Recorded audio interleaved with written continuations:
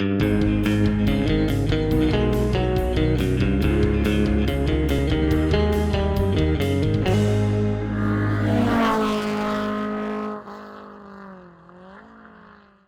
of the best things that could have possibly happened to Kia as a brand in the last few years was coming out with the Telluride. They nailed the styling, the pricing, and the features. They marketed it well, and it's no surprise that Tellurides sit on dealer lots for an average of 4 days right now, as of Kia's latest data. So the thing is still selling like hotcakes. So what did Kia do? They facelifted it. They didn't quite call it a life cycle, what was it, Chris? Life cycle impulse. Life cycle impulse like BMW does, but they did make some pretty substantial changes here for the 2023 model. Some things you might notice right off the bat, some different headlights. No longer are there amber DRLs around the SX models, and if you ask me, I think that's a little bit of a shame because a lot of people liked those. I didn't. I thought they were silly and looked like an early 2000s General Motors product. I actually quite like these headlights, but I do know a lot of people on both the K5 and the Telluride appreciated those DRLs. But either way, you have now what they're calling upside down exclamation points, which you can't see right now, but I'll try putting the headlights on. You might be able to see. You can at least get the long part of the exclamation point now. Either way, I think they're a little bit kind of smaller looking, still a very handsome and attractive front end.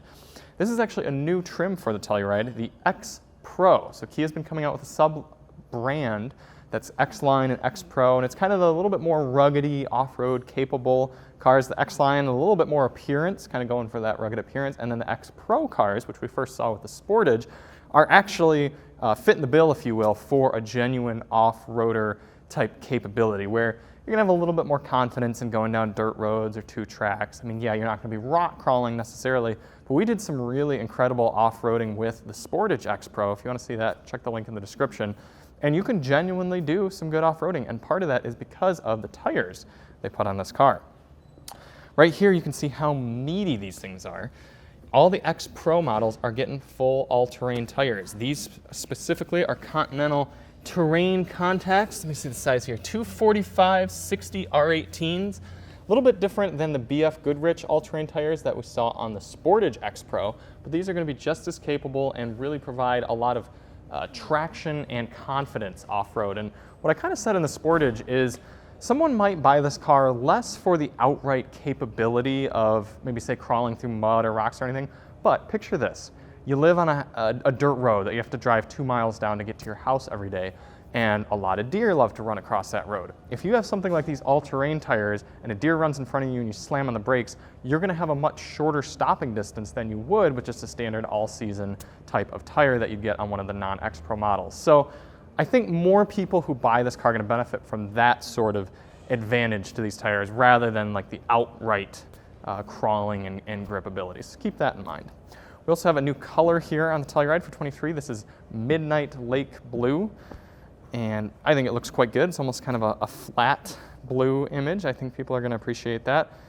Along with the X-Line and X Pro, you're getting a little bit of extra ground clearance, a few different design elements. Interior as well is a little bit updated. Some of you might not quite notice immediately because you still have a lot of the same elements that has always done well for the Telluride. It's still kind of a budgety Land Rover, if you will. But we do have a new large digital display. Your gauges are no longer physical, which to be honest, I'm not a huge fan of. I always kind of liked the real analog gauges in the Telluride, but 'tis the times. You have to make everything all modern now, and this is no different. So you do have a little bit different quilting and stitching on the seats. The center console is pretty similar, but a little bit updated with that new screen, and kind of just bringing it into 2023, if you will, with some pizzazz. Not really any big surprises in the rear. It's still a Telluride. It's still kind of more of a mid-size 3-row crossover. You can still get the captain's chairs or the single bench. And coming into the back, again, just some very subtle changes to the design. New Kia badge, obviously. In my opinion, it's a little bit busy right here. You have sort of the Kia name and then Telluride right here. I think they'd do well to maybe either move the Kia badge or move the Telluride badge. It's a little close to me, but I do like the X Pro badge, so there is that. Power it open, not gonna see too many surprises, although I should point out right here, with the X Pro model, you get bumped up to a 5,500 pound tow rating, which is pretty darn good for a unibody crossover like this. No big surprises in the back. You have a small third row, very flat load surface, and what does this say? Oh, it's the max load capacity. Nothing interesting. Some storage, spare tire under there, and a very poor design for the carpet. What's going on here?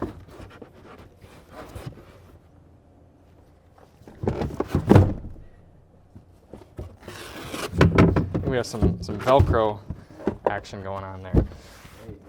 We are going to leave it.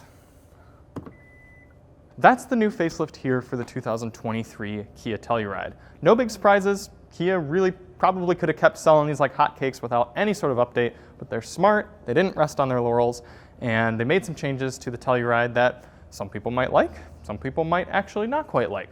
But let us know if you like it, if you think it's fresh. Let me actually real quick see if I can get the full headlights on and we can see that exclamation point design.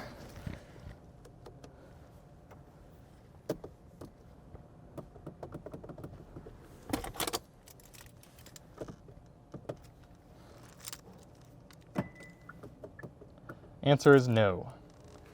I do think the addition of the X-Line and the X Pro models are really, really smart. I think Kia is going to continue to sort of move into that, quite frankly, Jeep-owned marketplace right there with the sub-brand of actually having some rugged looks and functionality behind it. While Jeeps are continuing to get more expensive and less reliable, Kia is going to come in and kind of still have that sweet price point and good product to back it up. So thank you all so much for watching. Once we get our butts in the seat on the road for a 2023 Telluride, we'll let you know how it drives and kind of do a re-up of the sound system and everything like that, and fuel economy, of course, with the X Pro model. And we'll see you on the next one. I'm Charlie with Daily Motor, and as always, drive on.